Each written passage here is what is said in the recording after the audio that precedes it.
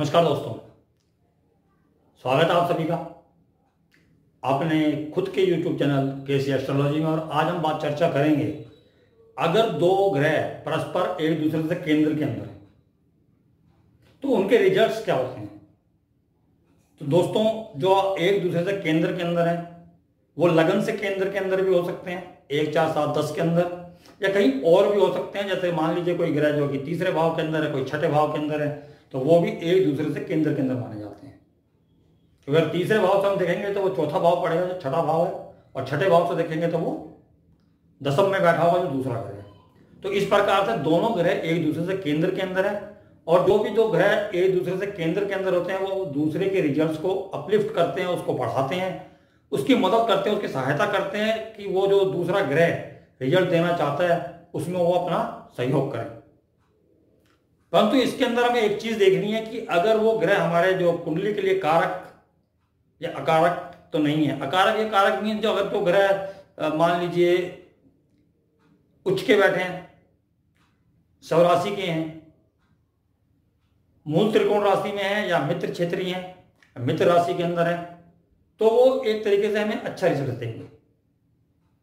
और जो दो ग्रह इस तरीके से बैठे होंगे मूल त्रिकोण राशि में या सौग्रही, तो वो जो है कि दोनों मिलकर हमारी जिंदगी को खुशहाल बनाने वाले, हमारी जिंदगी को हम जो जिस हाउस से वो रिलेट करते हैं, जो उनके कारक हैं, कारतत्व हैं जो उन दो ग्रहों के, वो हमें जीवन पर्यंत जो है कि हमें प्राप्त होते रहेंगे। ऐसा जो है कि शास्त्र के अंदर लिखा हुआ है।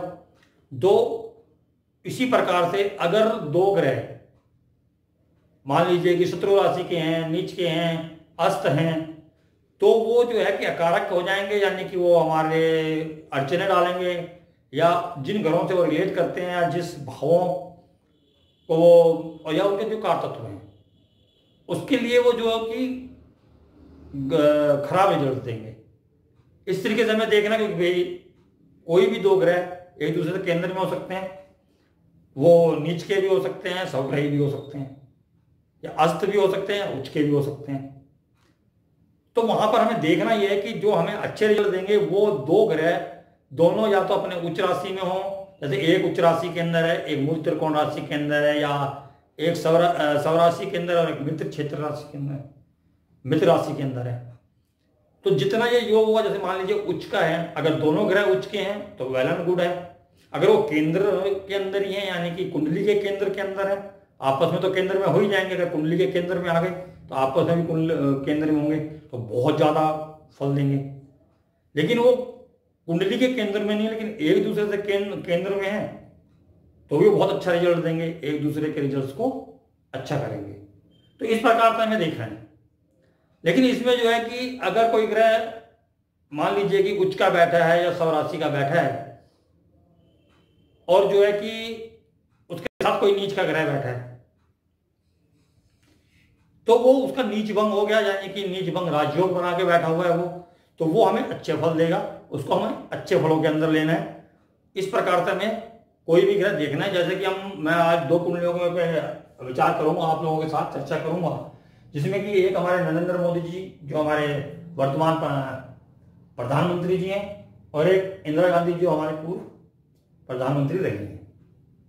अब इनके अंदर अगर हम पहले अकारक ग्रहों के, यानी कि जो बुरे ग्रह हैं, यानी कि जो शत्रु राशि के अंदर बैठे हैं, उनकी चर्चा करें, तो अगर हम पहली कुंडली के अंदर देखते हैं तो वहां पर आपको मिलेंगे शनि और शुक्र।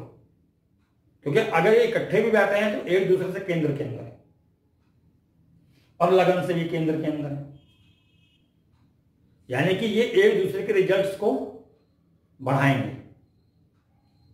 अब यहां पर अगर आप देखेंगे तो जो शुक्र है वो हमारे 12वें भाव का स्वामी है, और सप्तम भाव का, सप्तम भाव यानी कि जीवन साथी का, और 12वां भाव जो है कि हमारे लॉसेस का, एक्सपेंसेस का, या विकेस का।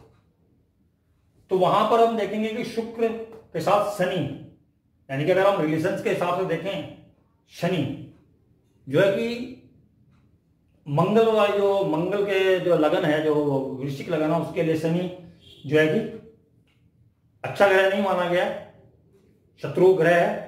और वो जो है कि शत्रु राशि के अंदर ही बैठे हुए हैं, यानी कि सिंह राशि के अंदर बैठे हुए हैं, शत्रु राशि के अंदर बैठे हुए हैं, तो वो जो है कि रिलेशनशिप को प्रभावित कर रहे हैं। जिसकी वजह से जो है कि रिलेशनशिप के अंदर जो चीजें होनी चाहिए वो नहीं हो पाई। इस तरीके से हम इसको देख सकते हैं। और वो जो भी नजर डाल रहे हैं, जो दृष्टि है उनकी, वो 4th हाउस पे है, 4th हाउस होमलैंड। तो आप देख सकते हैं कि जो नरेंद्र मोदी जी ने अपना होमलैंड यानी कि अपना जो बर्थ प्लेस था वो छोड़ा, आरएसएस ज्वाइन की। तो इस प्रकार से जो है कि यहां पर उन्होंने एक खराब रिजल्ट दिए दोनों ने मिलकर, शनि और शुक्र, जो कि उनसे घर से दूर ले गए, पत्नी से, जीवन साथी से दूर ले गए। क्योंकि 12वां जो लॉर्ड है वो अगर 4th हाउस को देख रहा हो या किसी कारक को देख रहा हो तो उसको उससे दूर कर देता है। यानी कि अगर हम इसे सीधी भाषा में बोलें कि अगर 12वां लॉर्ड अगर जो है कि 10th हाउस के अंदर बैठ के 4th हाउस को देख रहा है तो वो घर से दूर करेगा। क्योंकि सेम आप देख सकते हैं भगवान जो कि रामचंद्र जी की कुंडली के अंदर, वहां पर बुध उनका जो है कि 12th लॉर्ड है, 10th में बैठ के वो यहां पर 4th हाउस को देख रहा है। तो इस प्रकार से इन्होंने जो रिजल्ट देना था वो इन्होंने जो है कि उसको बचपन में ही काफी बड़ा चढ़ा दिया और जो है कि एक दूसरे की मदद की और वो घर से दूर हो गए।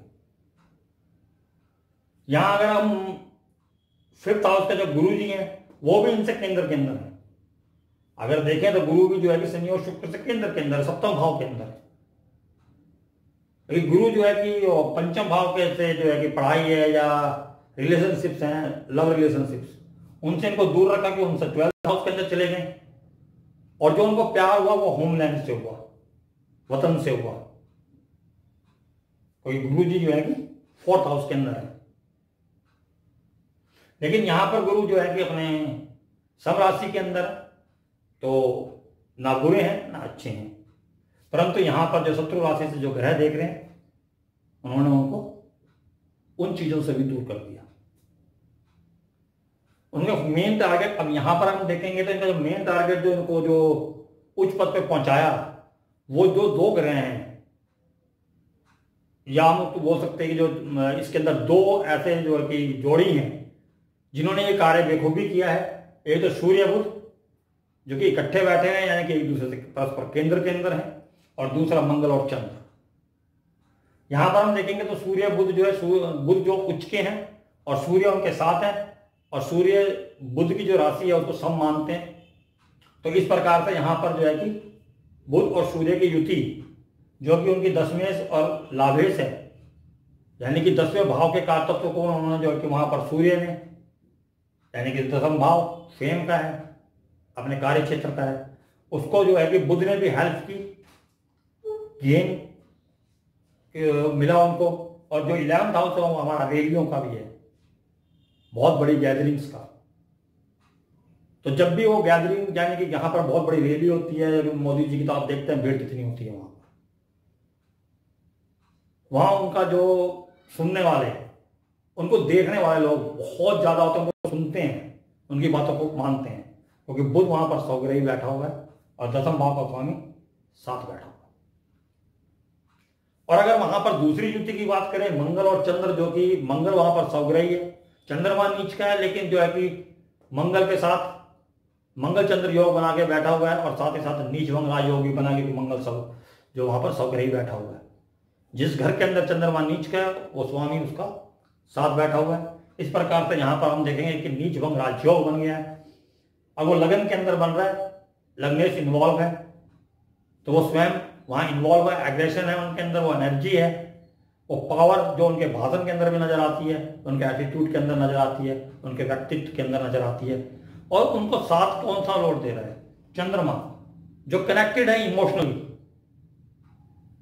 चंद्रमा 4th हाउस नेचुरल जोडियाक का जो है कि मासिस का, उनसे ये इमोशनली कनेक्ट हो जाते हैं, एग्रेशन फिर भी रहता है।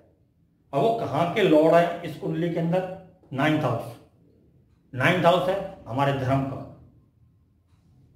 तो शुरुआती तौर पर जो नरेंद्र मोदी जी की धर्म प्रचारक बने, उसके बाद मुख्यमंत्री बने, और आज आप सबके सामने हमारे देश के मुख्यमंत्री।